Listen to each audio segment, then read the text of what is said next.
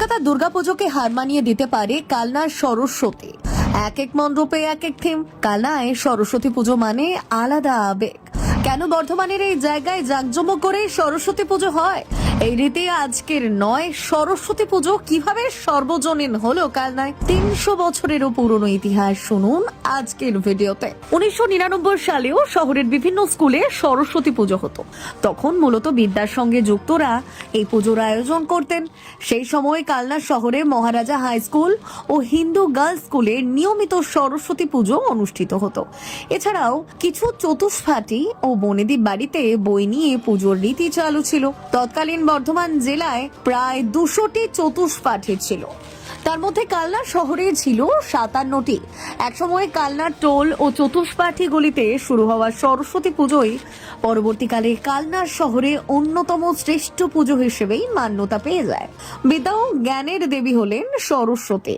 হিন্দু ধর্মমতে সৃষ্টির দেবতা ব্রহ্মাই প্রথম তার স্ত্রী সরস্বতীর পুজো করেন। পরে গোটা জগতে দেবী সরস্বতীর পুজো প্রতিষ্ঠা পায়। এখন সেই দেবী সরস্বতীর সর্বশ্রেষ্ঠ আরাধ্য ভূমি যেন বনে গিয়েছে পূর্ব বর্ধমানের কালনা। দুর্গোৎসব বাঙালির সর্বশ্রেষ্ঠ উৎসব হলেও বহুকাল ধরে কালনার বাসিন্দারা সরস্বতী পুজোকেই তাদের সর্বশ্রেষ্ঠ উৎসব হিসেবে মান্যতা দিয়ে আসছেন। কালনার টোল ও চতুষ্পাঠী গলিতে যে সরস্বতী পুজো হতো তাতে হয়তো এখনকার মতো জৌলুস বা থিমের ঘনঘটা ছিল না। তবে তখনকার সময়ে টোল ও চতুষ্পাঠীতে হওয়া সরস্বতী পুজোয় ভক্তিভাবের কোনো খামতি ছিল না। হোগলা পাতার মণ্ডপে রকমারি বাহারি গাছগাছালি দিয়ে তখন তৈরি হতো মণ্ডপ। আলপনা দেওয়া হতো মণ্ডপের চারপাশের অঙ্গন জুড়ে। তেলের বাতি সেই মণ্ডপে শোভা পেত।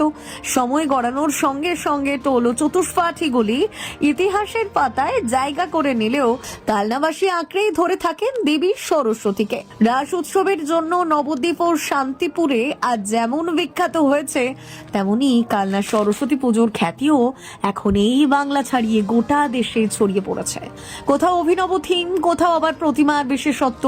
সব মিলিয়ে লক্ষাধিক টাকা বাজেটে তৈরি হচ্ছে একের পর এক আকর্ষণীয় পুজো।